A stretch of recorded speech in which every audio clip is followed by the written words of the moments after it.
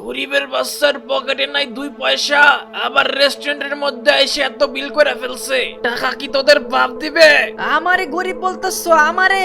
আমার নাম প্রিমিস চৌধুরী। তোমার এই রেস্টুরেন্টের খাবারের সাথে সাথে তোমার এই রেস্টুরেন্টই আমি কিনা ফেলবো। ঢাকা শহরের এক গরিব ছেলে প্রিমিস।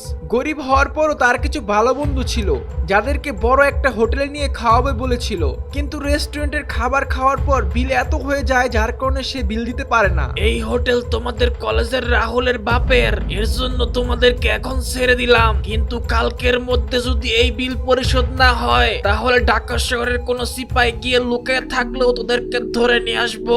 প্রিমিসের বন্ধুদের সাথে এমন ব্যবহারের কারণে সে একদম রেগে যায় এবং সে এই হোটেল কিনে ফেলার হুমকি দেয়, যেটা দেখে প্রিমিসের বন্ধুরা ভয় পেয়ে যায় এবং তাকে সেখান থেকে শান্ত করে নিয়ে যায়।